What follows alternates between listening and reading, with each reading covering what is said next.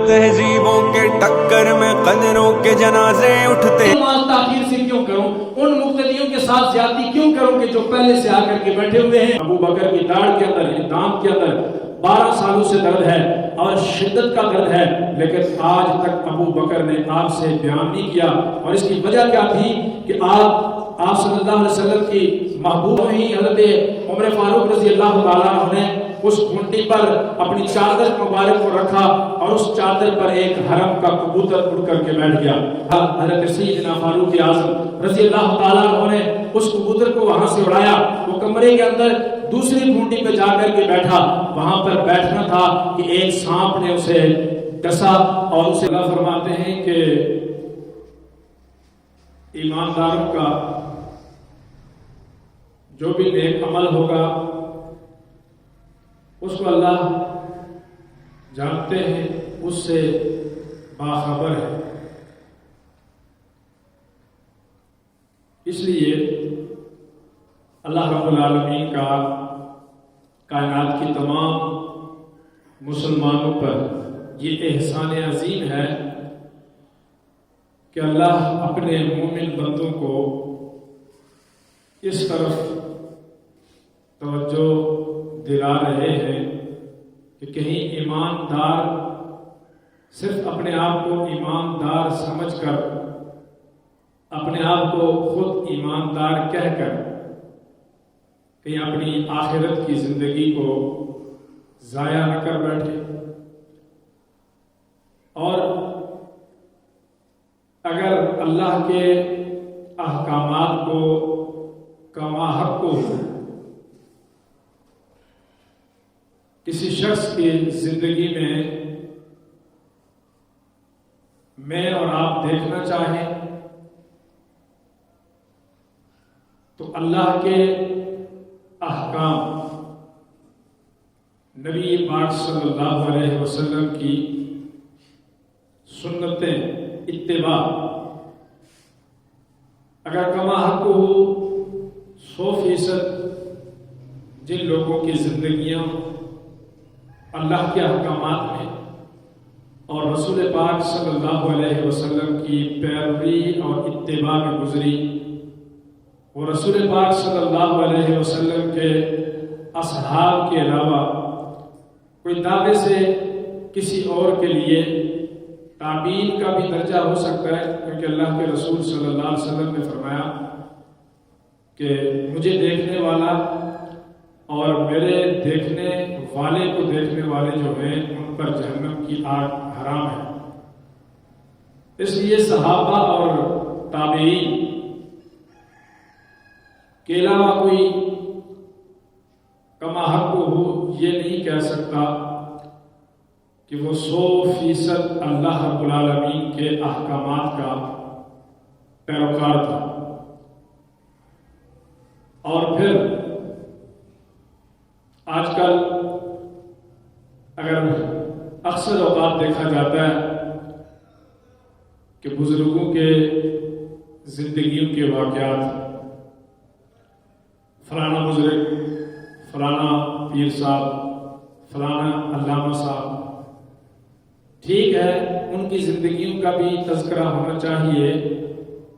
लेकिन इस उम्मत के जो सबसे बड़े बुजुर्ग हैं वो पाक पैगंबर सल्लल्लाहु अलैहि वसल्लम के साथ रहने वाले जो लोग असहाबे पैगंबर, अहले बैत पैगंबर, उनसे बढ़ करके कोई कायनात में बुजुर्ग नहीं हो सकता। और फिर उनकी बुजुर्गियां जो हैं वो मुस्तरद है, वो साबित शुदा है, उन पर कुरान और सुन्नत की मोहर लगी हुई है। उनकी बुजुर्गियों को कोई रिजेक्ट नहीं कर सकता, मुस्तरद नहीं कर सकता। उनको कोई गलत कहे, उनकी तरफ उंगली उठाए तो वो खुद लोग कहेंगे कि गलत तो हो सकता है, लेकिन पाक पैगंबर सल्लल्लाहु अलैहि वसल्लम की तरबियत में जो बुजुर्ग बैठे, जो लोग बैठे, जो वली बैठे, उन जैसा वली, उन जैसा बुजुर्ग, उन जैसा मुसलमान, उन जैसा मोमिन कायनात में कोई और नहीं हो सकता। اور اللہ رب العالمین نے جس طرح قرآن مجید فرقان حمید کے اندر ایمان والوں کو مخاطب کیا،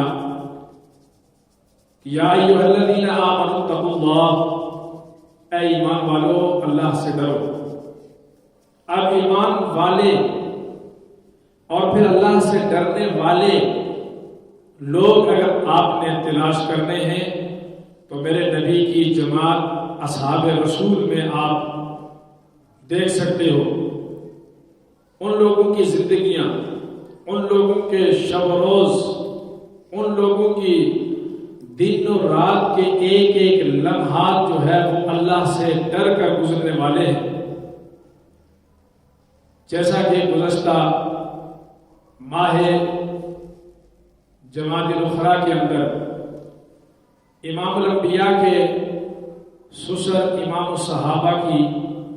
بات کرتا چلا آ رہا ہوں کہ ابو بکر صدیق کتنے اللہ سے ڈرنے والے تھے، کتنا اللہ کا خوف رکھنے والے تھے، اور اسی وجہ سے وہ 11 لاکھ مربع میل زمین کے فاتح ہیں، لیکن رات کو سکون سے اپنے بستر پر، اپنی چارپائی پر سوتے نہیں۔ رات کو ناداروں، کمزوروں، غریب الحال لوگوں کی جان پڑتال کیا کرتے تھے، گشت کرتے تھے، ان کے گھروں کے جان پڑتال کر کے کام کاج کیا کرتے تھے، ان کی گھروں کی ضروریات پوری کیا کرتے تھے۔ ایک طرف دیکھو تو امیر المومنین ہے،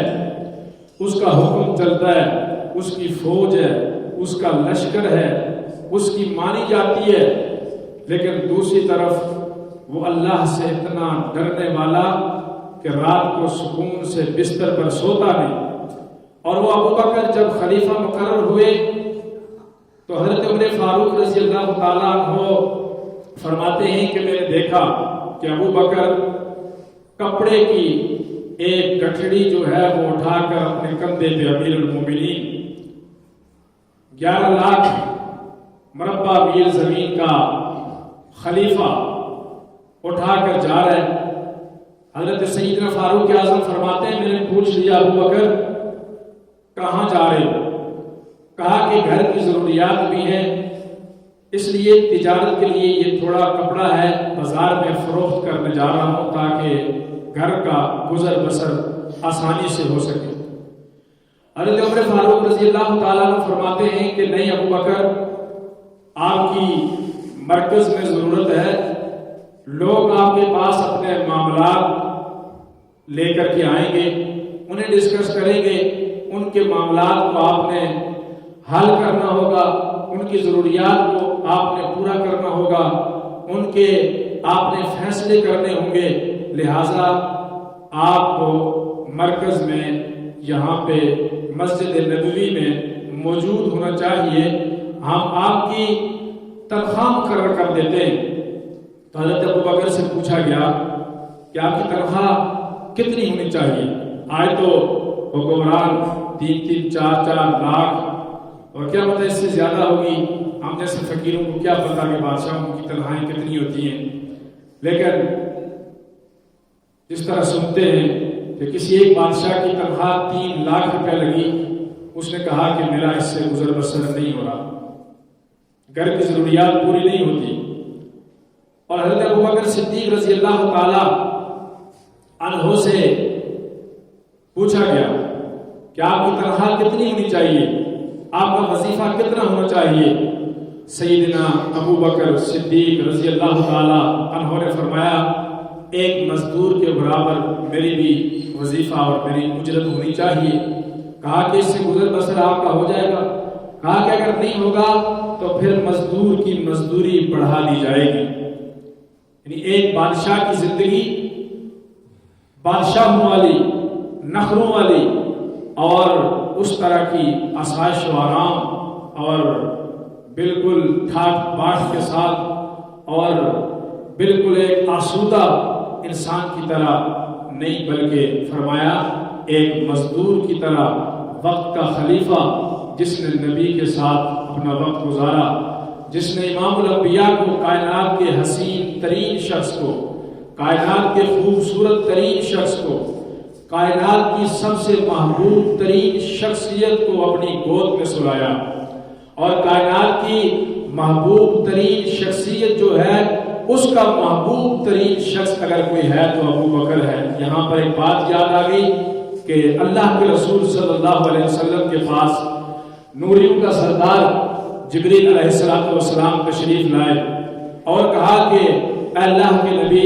ابو بکر کو آپ سے بڑی محبت ہے۔ اللہ کے رسول صلی اللہ علیہ وسلم نے فرمایا کہ جبریل اس پر دلیل دو کہ ابو بکر مجھ سے محبت کرتا ہے، دلیل کیا بیان کرو گے؟ فرمایا ہاں، میں ابو بکر کی محبت پر آپ کے سامنے دلیل بیان کرنے آیا ہوں، دلیل لے کر کے آیا ہوں۔ فرمایا کہ آج ابو بکر آپ کی مجلس میں بیٹھا ہوا ہے، اس سے پوچھ لیں، اس کی داڑھ کے اندر 12 سالوں سے درد ہے۔ ابو بکر کی داڑھ کے اندر، یعنی دانت کے اندر 12 سالوں سے درد ہے اور شدت کا درد ہے، لیکن آج تک ابو بکر نے آپ سے بیان نہیں کیا۔ اور اس کی وجہ کیا تھی کہ آپ صلی اللہ علیہ وسلم کی محبوب ترین شخصیت سیدنا ابو بکر صدیق، ترین شخصیت سیدنا ابو بکر صدیق تھے، انہیں پسند کرتے تھے، ان کے ساتھ محبت کرتے تھے، اور ابو بکر رضی اللہ تعالیٰ عنہ کو پتہ تھا کہ رسول کریم صلی اللہ علیہ وسلم مجھے دل و جان سے چاہتے ہیں، اگر میں اپنے جسم کی تکلیف آقا کریم صلی اللہ علیہ وسلم کے سامنے بیان کروں گا تو میرے نبی کو تکلیف ہوگی۔ اور اس بات سے بڑھ کر کے سانپ کا ڈسنا آپ کے سامنے نہیں ہے کہ نبی پاک صلی اللہ علیہ وسلم گود میں سوئے ہوئے ہیں، لیکن ابو بکر بالکل ہلتے نہیں، ادھر سے ڈسا جا رہا ہے، ایک دفعہ نہیں 12 دفعہ ڈسا گیا، لیکن ابو بکر ہلتے نہیں۔ یہ وجہ کیا تھی کہ آقا کریم صلی اللہ علیہ وسلم کو میری وجہ سے تکلیف ہوگی، جب میری تکلیف کا میرے محبوب کو پتہ لگے گا تو انہیں یہ رنج پہنچے گا، انہیں غم پہنچے گا۔ حضرت سیدنا ابو بکر صدیق رضی اللہ تعالیٰ عنہ کو دیکھیے، عاجزی، انکساری اور غریبوں کے ساتھ، محتاجوں کے ساتھ کتنا ابو بکر صدیق شفقت کیا کرتے تھے۔ فرماتے ہیں حیات الصحابہ کے اندر ایک واقعہ درج ہے کہ سیدنا ابو بکر صدیق رضی اللہ تعالیٰ عنہ جمعے کا خطبہ دے کر کے ممبر پہ کھڑے ہو کر اعلان کر رہے ہیں۔ اعلان کیا کیا؟ لوگوں کو کہا کہ جس نے صدقے کے اونٹ رکھے ہوئے ہیں انہیں ہمارے پاس پہنچا دو تاکہ وہ صدقے کے اونٹ ہم تقسیم کر دیں، لیکن ہماری اجازت کے بغیر ہمیں کوئی ملنے نہ آئے۔ ایک عورت تھی، اس نے بھی ابو بکر صدیق کا یہ پیغام سن لیا، اس نے اونٹ کی ناکیل دے کر کے اس اپنے شوہر کو بھی بھیج دیا۔ سیدنا ابو بکر صدیق حضرت عمر فاروق رضی اللہ تعالیٰ عنہ کو دیکھا کہ وہ اونٹوں میں داخل ہو رہے ہیں، اس کا شوہر بھی جا کر کے شامل ہو گیا۔ حضرت ابو بکر صدیق نے اس کے ہاتھ سے وہ اونٹ کی رسی ناکیل جو تھی وہ لی اور لے کر کے اسے مارا، ایک نکیل اس کو مار دی، کیونکہ اعلان کیا ہوا تھا کہ ہماری اجازت کے بغیر ہمارے ساتھ ہمارے پاس کوئی نہ آئے، اور مارا۔ اس کے بعد یہ صدقے کے اونٹ جتنے بھی تھے وہ تقسیم کیے گئے، اور آخر میں وہ رسی ابو بکر صدیق رضی اللہ تعالیٰ عنہ کے پاس ہی موجود تھی۔ اس شخص کو بلایا گیا جس کو شروع میں ابو بکر صدیق نے وہ ناکیل والی رسی سے مارا تھا۔ ابو بکر صدیق نے بلایا اور بلا کر وہ رسی اسے واپس کی، کہا کہ اب اپنا بدلہ لے لو، اب اپنا بدلہ لے لو۔ ابو بکر صدیق رضی اللہ تعالیٰ عنہ کے ساتھ خلیفہ ثانی سیدنا عمر فاروق رضی اللہ تعالیٰ عنہ بھی موجود تھے، اور انہوں نے غصہ کیا کہ ابو بکر ایسا نہیں کرنا چاہیے، آپ امیر المومنین ہیں، آپ وقت کے خلیفہ ہیں، اور امیر اپنی رعایا کو ڈانٹ ڈپٹ سکتا ہے ان کی اصلاح کی خاطر، تو اس نے غلطی کی تھی، اس کی اصلاح میں آپ نے اس کو رسی مار دی، تو لہٰذا آپ ایسے نہیں کیا کریں کہ ایک امیر کو ایک عام رعایا کا بندہ اٹھ کر کے بدلہ لے۔ تو حضرت ابو بکر صدیق نے فرمایا کہ قیامت کے دن اللہ جب بدلہ لیں گے، اللہ جب اسے بدلہ لے کر کے دیں گے تو وہ بدلہ اس وقت دینا بہت مشکل ہو جائے گا، لہٰذا میں چاہتا ہوں کہ یہ بدلہ اسی دنیا کے اوپر چکا دو تاکہ اللہ کی عدالت میں میری پکڑ نہ ہو۔ میری گرفت نہ ہو. لہٰذا اس نے یہ بات سن کر کے جس کو ابو بکر صدیق نے اونٹ کی ناکیل والی رسی سے کچھ مارا تھا تو اس نے فوراً معاف کر دیا حضرت سیدنا ابو بکر صدیق رضی اللہ تعالیٰ عنہ کو. اور ابو بکر صدیق رضی اللہ تعالیٰ عنہ نے پھر اس کو معاف تو کر دیا، لیکن جو اپنی غلطی کو غلطی سمجھا، حالانکہ غلطی تو نہیں تھی، لیکن اصلاح کے طور پر، بدلے کے طور پر ایک اونٹ بھی اسے دے دیا اور اونٹ کا پجامہ بھی دے دیا اور اس کے ساتھ ساتھ ایک کمبل بھی دے دیا اور پھر 5 دینار بھی اس بندے کو دے کر کے اسے راضی کیا اپنے ساتھ. یہ پاک پیغمبر صلی اللہ علیہ وسلم کے اصحاب، ان کی زندگیاں یہ ہمارے سامنے ہیں. سیدنا عمر فاروق رضی اللہ تعالیٰ عنہ کو دیکھیے، ایک حیات صحابہ کے اندر ہی یہ واقعہ بھی موجود ہے کہ حضرت سیدنا عمر فاروق رضی اللہ تعالیٰ عنہ مکہ مکرمہ تشریف لے گئے اور دارالندوا جہاں بیٹھ کر کے قریش جو ہیں، قریش مکہ میٹنگیں کیا کرتے تھے، یہ حرم پاک کے بالکل قریب ہے. حضرت سیدنا فاروق اعظم رضی اللہ تعالیٰ عنہ اس دارالندوا کے اندر جا کر کے ایک کمرے میں اپنی چادر جو کندھے کے اوپر رکھی جاتی ہے تو اس چادر کو اتار کر حضرت عمر فاروق رضی اللہ تعالیٰ عنہ نے دارالندوا کے کمرے کی ایک گھونٹی پر ٹانگ دیا، یعنی اس کے اوپر رکھ دیا.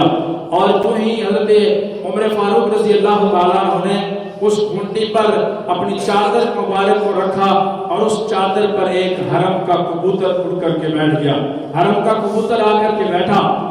حضرت سیدنا فاروق اعظم نے سمجھا کہ کبوتر ہے، ایک پرندہ ہے، یہ پیٹ کر کے کہیں میری چادر ہی خراب نہ کر دے. لہٰذا حضرت سیدنا فاروق اعظم رضی اللہ تعالیٰ عنہ نے اس کبوتر کو وہاں سے اڑایا. وہ کمرے کے اندر دوسری گھونٹی پہ جا کر کے بیٹھا. وہاں پر بیٹھنا تھا کہ ایک سانپ نے اسے ڈسا اور اسے دبوچ دیا، اسے مار لیا، یعنی کہ وہ ختم ہو گیا. اب سیدنا فاروق اعظم رضی اللہ تعالیٰ عنہ نے جمعے کی نماز پڑھی. جمعے کی نماز پڑھنے کے بعد حضرت عثمان غنی رضی اللہ تعالیٰ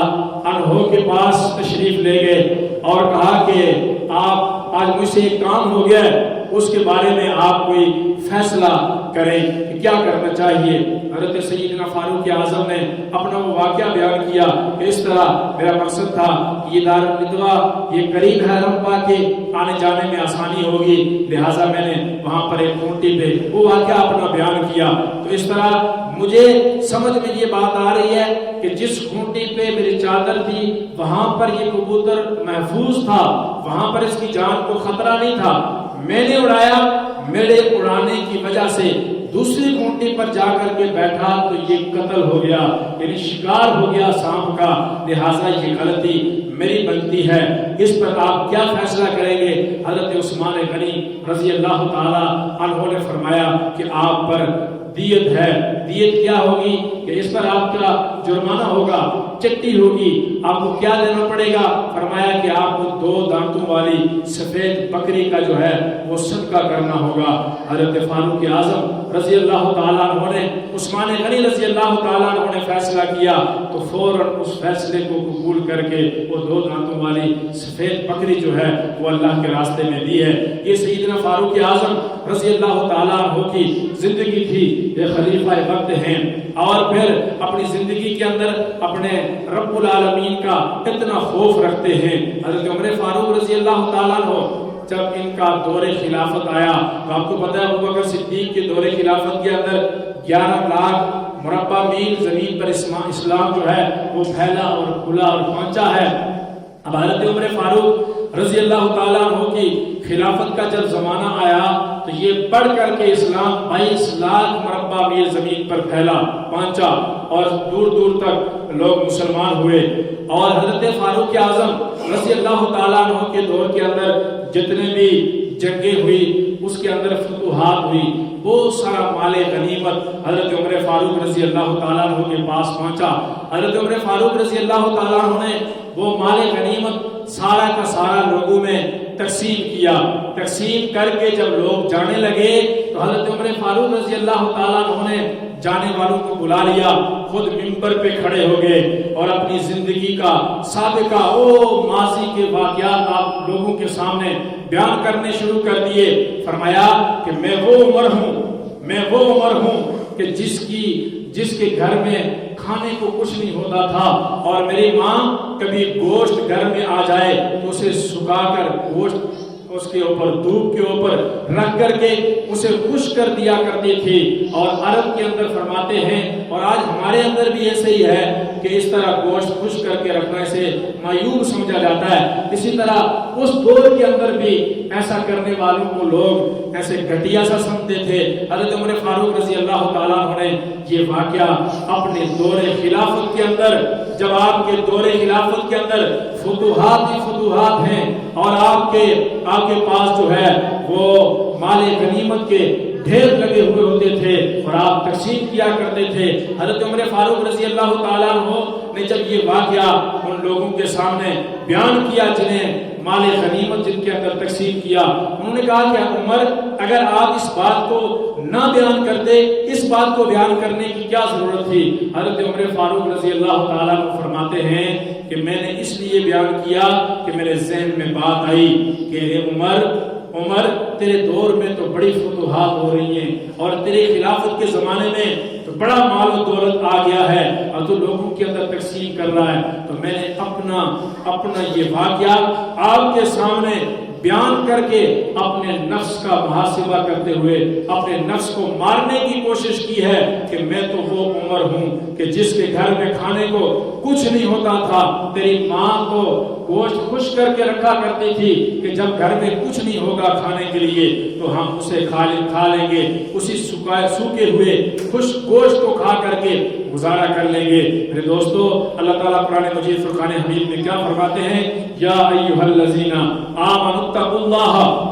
ولتنظر نفس ما قدمت لغد۔ ایمان والوں سے رب العالمین فرماتے ہیں ایمان والو اللہ سے ڈرو، اللہ سے ڈرو، تقوی اختیار کرو، دنیا کی غلاظتوں سے، دنیا کی بے حیائیوں سے، فحاشی عریانی سے اور طبلہ گانا اور ڈانس، یہ فضولیات لغویات کائنات میں آج کل بہت زیادہ عام ہو گئی ہیں، اور پھر موبائل کے اندر دن رات وہ جو فیس بک، ٹویٹر اور واٹس ایپ اور گوگل اور پتہ نہیں کیا کیا دیکھا جاتا ہے، یہ سب فحاشی عریانی کے آلے ہیں۔ ہمیں بھی ان صحابہ کرام سے یہ سبق لے کر کے وہ کتنی مقدس ہستیاں تھی کہ انہیں اللہ نے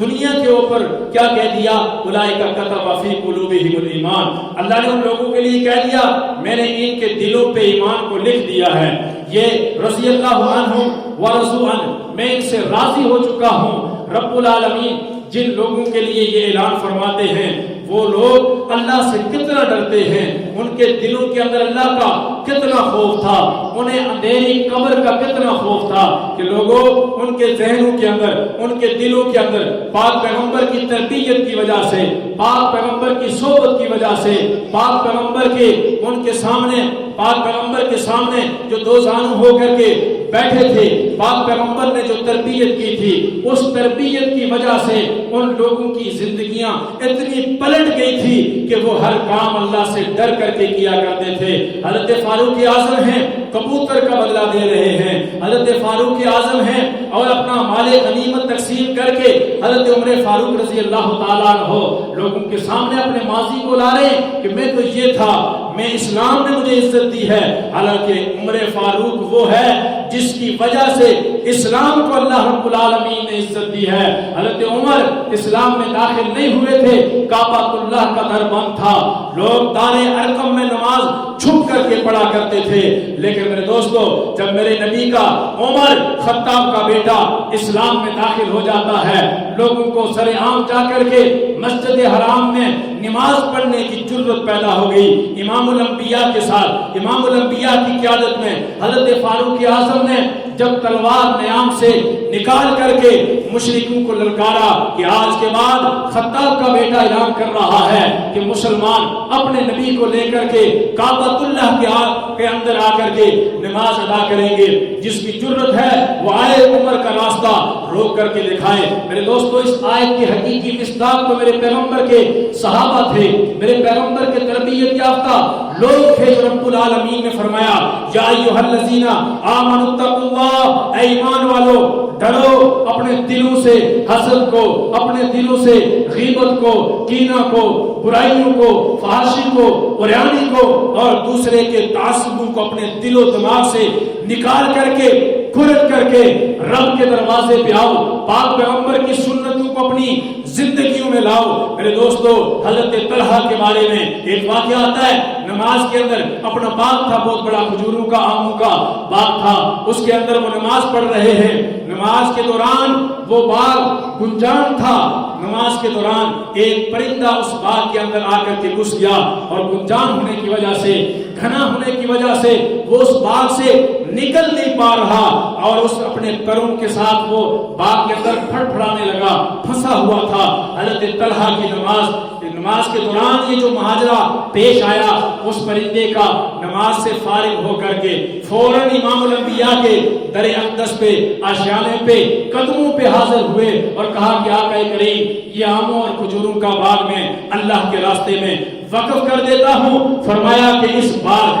باغ کی وجہ سے میری نماز کے اندر خلل آیا ہے, لہٰذا اس باغ کے رکھنے کی ضرورت نہیں ہے. اور ایک اور صحابی رسول ہیں جن کی فجر کی, حضرت عمر بن عبدالعزیز ہیں, جن کی مغرب کی نماز میں تاخیر ہو گئی, تھوڑی لیٹ پڑھتے ہیں اور کسی کام سے تھکے ہوئے تھے, آ کر کے بیٹھے, لیٹے, سو گئے, نیند آ گئی, مغرب کی جماعت گزر گئی, نماز قضا نہیں ہوئی, جماعت گزر گئی. حضرت عمر بن عبدالعزیز کو اتنا اللہ کا خوف پیدا ہوا, اتنے اللہ سے ڈرے کہ حضرت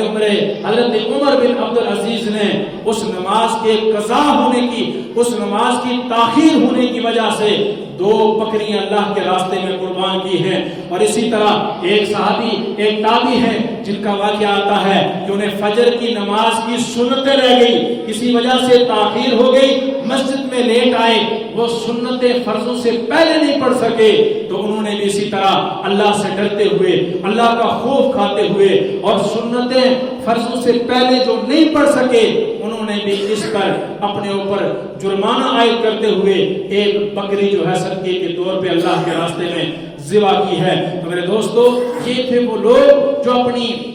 کمیوں کو, اپنی کوتاہیوں کو, اپنی لفزشوں کو اور اپنی تھوڑی تھوڑی بات کو اللہ سے ڈرتے ہوئے اپنے آپ کا محاسبہ کیا کرتے تھے, اپنے آپ کو جھجھوڑا کرتے تھے. میرے دوستو, ان لوگوں کی زندگیاں بیان کرنے کا مقصد کیا ہے؟ صرف یہی ہے کہ جب وہ پاک پیغمبر کے اصحاب تربیت یافتہ, جنہیں دنیا کے اوپر رضاعت کا سرٹیفکیٹ ملا ہوا تھا اور اللہ کی طرف سے یہ اعلان ہو چکا تھا کہ پاک پیغمبر کی صحبت میں آنے والے لوگ سارے کے سارے جنتی ہیں, وہ جنتی لوگ بھی دنیا کے اوپر اپنی تھوڑی سی کوتاہی پر اتنا ڈرتے ہیں کہ اپنے اوپر جرمانہ عائد کر کے اپنے رب کو راضی کرنے کی کوشش کرتے ہیں. آج ہماری فجر کی سنتے ہیں, بعض تو پڑھتے نہیں اور بعض اپنی طرف سے آگے فتوے لگاتے ہیں کہ اٹھ کر کے بعد میں پڑھ لیں گے. میرے دوستو,